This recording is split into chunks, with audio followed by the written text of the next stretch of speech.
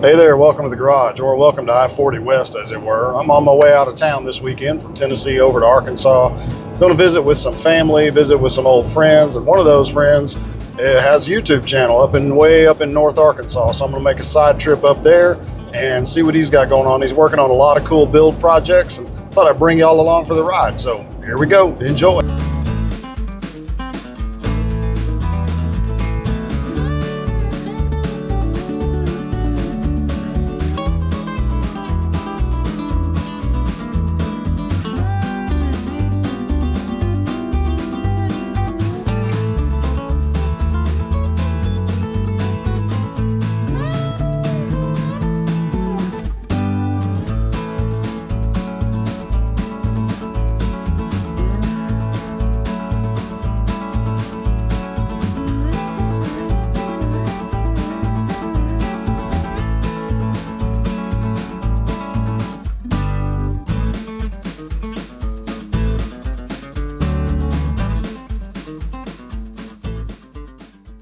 All right, so I finally made it to the undisclosed location in northern Arkansas. This is Larry, and he's got a YouTube channel, Bass and Hot Rods.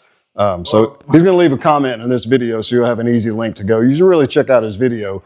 But the first thing I want to do, Larry, is I need you to give me a tour of your shop and the projects you've got going on, because you're working on some really cool stuff. This is probably one. Careful, don't throw it. The shop is a mess, and I apologize for that. That's the way they should be. This is actually the project that's closest to get driving. This is a 1965 VW Beetle. I've been sinking some time into this one. I had to rebuild the front end in it. It had the infamous VW Beetle death wobble at 20 miles an hour, so I had to rebuild the front end in it. Got that done. New tires, replaced the shifter, repaired the shifter. There's two bushings in the shifter that are bad that made it impossible to find the gear. That's fixed now.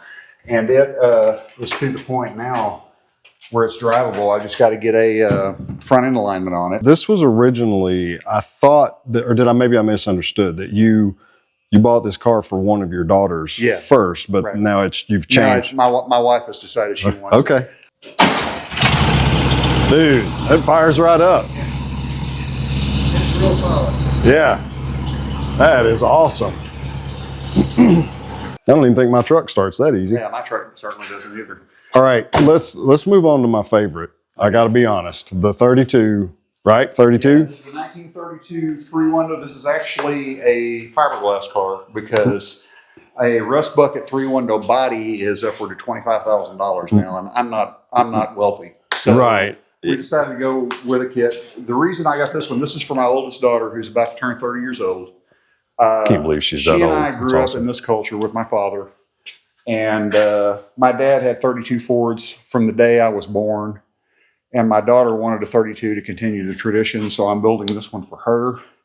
I know you got the body kit from somewhere. Yeah, that came from Show Me Rod and Custom. Talk to Tony if you're interested. Show Me Rod and Custom. They're in Nixon, Missouri, which is a little bit south of Springfield. Okay. They, in my opinion, they do the best work. The problem with kit cars has always been getting the body to fit to the frame. Right. The way I did this is I took my frame to them and they built the body on my frame. So they didn't provide the frame. Where'd the frame come from? I got the frame through them. Oh, okay, but you can take your car up there. Your frame, if you have a chassis, you can take your chassis to them. But to give you an idea, I just set the body on this car and bolted it down. Look at the gaps on the doors. Right. Wow. It opened and closed beautifully. This one has air conditioning, tilt steering. My brother is going to be doing the interior work on it. It's going to have leather interior in it. I'm using those tan seats over there are out of a 2005 Mustang. Okay. And we're going to be using those seats. You can just, but it has a 5.0 Ford out of a 1988 Mustang GT and a C4 automatic transmission and a 9-inch rear end out of a 1970 Torino that we had narrowed. Was that engine in good shape when you got it? It's been completely gone through. But the thing is I have an engine builder in Dallas that I use. They're called City Motor Supply that I've used for multiple cars. And this engine, I had $150 in the core, and they built the engine for me for $1,200. You don't know if they do straight sixes, do you? Do they? They do anything. Oh boy, I got to admit, what really hooked me on this car is the suicide doors. I don't know why. That's standard for a three window. Is it really? Yeah. Oh. My dad had a 5-window, and I'll send you some pictures to show you what he had. But basically, a 5-window. This car has been chopped, by the way, which means the top is lower than it was stock. Stock, the window was about this big. Okay. But this one they call it a 3-window because you got the back window and the 2 sides. A 5-window has this, and it has a small port window on either Okay. side. Okay. Those had standard opening doors, but the 3-window was the deluxe coupe, so they had the suicide doors. I love that. I can't wait till you get this thing finished. I've got to run transmission coolant lines. I've got a couple of wires to run for the trinary switch for the air conditioner. Okay. And then it's a matter of pouring gas to it and see if we can get it started. So talk to me about these little hood latches here. What's going on there? These are aircraft hood latches. Okay. Or aircraft latches, rather, and they're just a little spiral latch that you turn. You get a quarter or dime or flathead screwdriver, whatever, turn them on all 4 corners, and it pops it right up. Okay, so it's not hinged. It just comes off as one piece. Okay. It's just removable. My daughter wanted an old school hot rod, and old school means high boy, no fenders. Yeah. Half hood. Okay, so explain that. I've heard you say that a bunch on your videos. High boy. I don't know what that means. There's 2 cars without fenders in street rod culture: a high boy and a low boy. Okay. This is a high boy because, like the stock car, the body sits on top of the frame. Okay.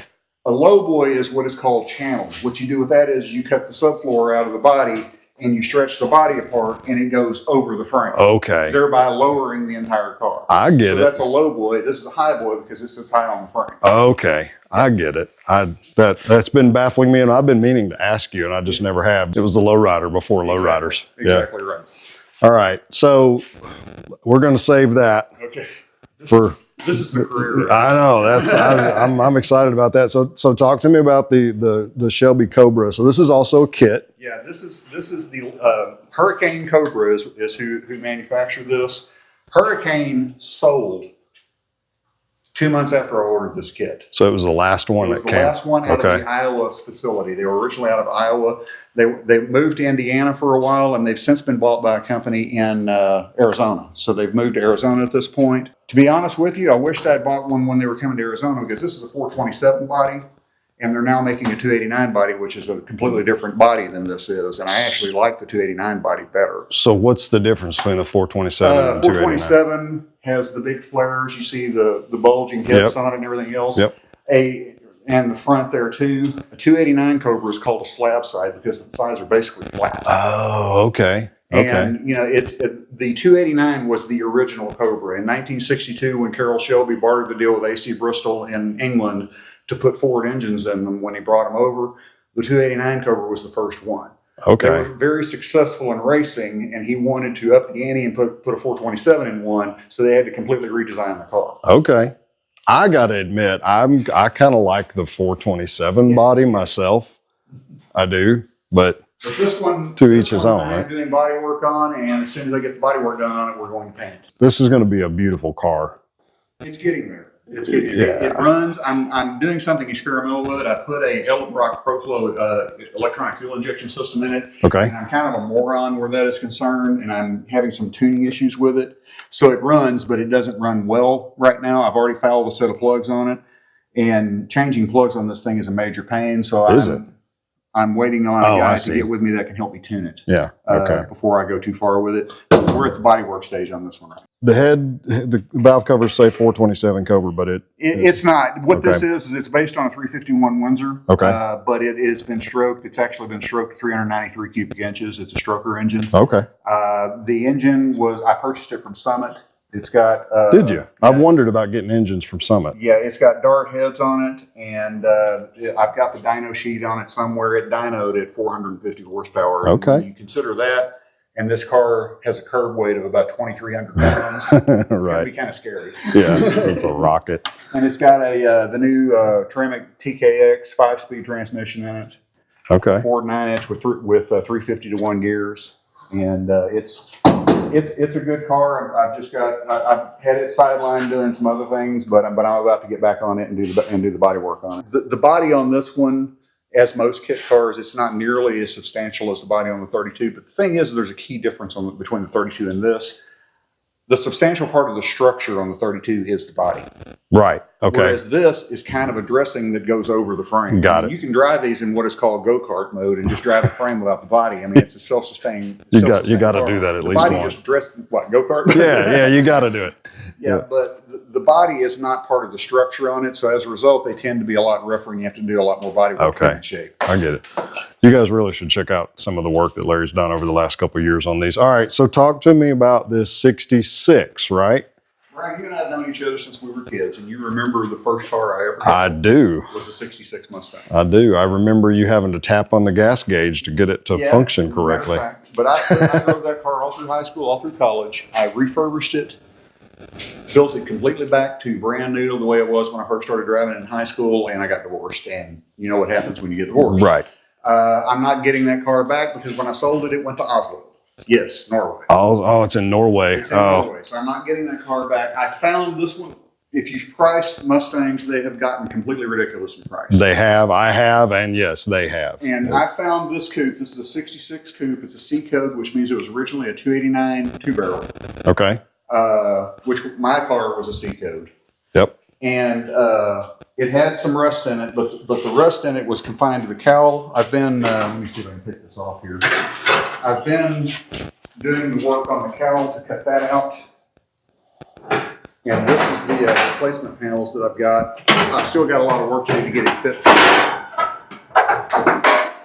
as you can see there, this is, you've got 8,000 spot wheels you have to drill out. Oh, yeah. You get that. This cowl is notorious for rusting out on Mustangs. Is it? Okay. Yeah.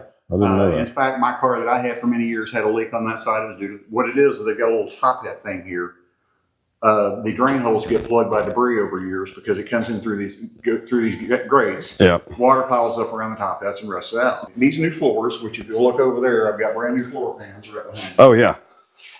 It needs floors replaced, but the trunk is good. Came with a new fuel tank.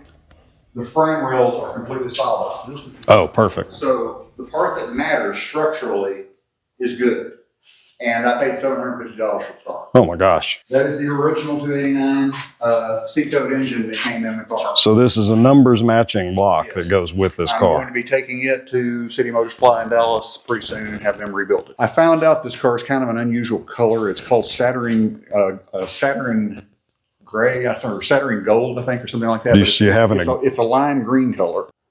That's the color it was originally. Okay. And I have decided I'm going to do not quite a Conqueror's restoration, but I'm going to do a OEM Plus. This is a T5 5-speed Tremec out of a 1988 Mustang GT. So I'm going to put the 5-speed in it because it's got the overdrive gear. Okay. And that plus I'm going to add air conditioning to it, which it didn't have. Perfect. But everything that's going to be done to it is going to be a bolt-on modification. I'm also putting a disc brake kit on the front just to improve the safety. Sure. Okay. My plan for this car is to have it look like it came out of the showroom in 1966. Solid color? Are you going to put Shelby stripes or My first car had Shelby stripes. Yeah. And I did that. It was brand new, and not many people had done it. We're talking back in 1983. Right. Now, if you can't, as a friend of mine used to say in Arkansas colloquialism, you can't sling a dead cat without finding a Mustang with stripes on it now. Yeah. So I've decided I don't want stripes. But a cool thing about these is Arkansas has a plate law. Some states do this, where you buy if the car is over 40 years old, you can get antique tags, which means you pay for the tags once and it's licensed for eternity. In Arkansas, if you do the antique tags, you can actually use a vintage license plate as your license plate. And I found this, which is an Arkansas 1966 license plate. I'm going to repaint this into awesome. the original colors, and this is going to be the tag that I use on it. That is cool. You've always been really good at seeing a classic Mustang going down the road and instantly being able to tell what year it is. I can guess. I can get kind of close, but I'm guessing that there's some significance here. Yeah, the difference. The 65 and 66s are the first 2 years of the Mustang. The differences between the two are real simple. Now, you've heard 64 and a half. Those are the ones that were built in April of 64. Right. Technically, they're titled as 65 model cars, so there's actually not a 64 Mustang. But the 64 and a halves have one key difference from the 65, and that is they had a generator charging system. Oh, okay. The 65 had a large one piece, and I used to have one of those pieces here. I might still have it.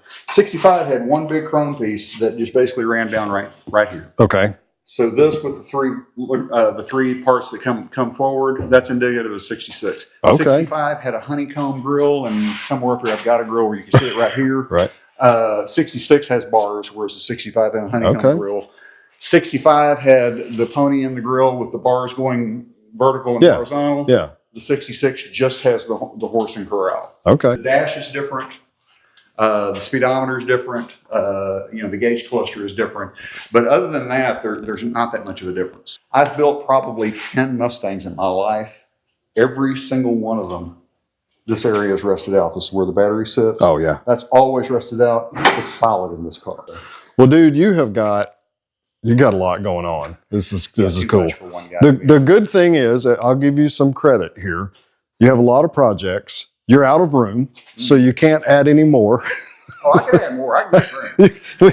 We could squeeze one in right here in this. I can put them anywhere. This little area. Yeah, yeah. I'm really enjoying watching what you got going on. I don't know. Like I said, the 32 is I really want to see that run. That's going to be cool. Well, that's my little girl's car. Yeah. So. Little girl. Yeah. Yeah, she's 30 now. Yeah. So, yeah. I remember when she was born. Yeah. Yeah, you do. So very cool, man. So if y'all are interested, Bass and Hot Rods, it's a little bit of bass and a whole lot of hot rods and tinkering. He's not like me. He doesn't just goof around with stuff. He's got some real stuff going on. So check out his channel and just kind of dig into, if you're a Shelby Cobra person, if you're a Mustang person, or if you just like watching cars being worked on, check out his channel. It's gonna be fun. So I'm gonna end this video right here, and I'm gonna enjoy this beautiful North Arkansas weather and maybe have a little dinner. And you guys have a great day, and don't forget about Larry. We'll see y'all later. All right, bye.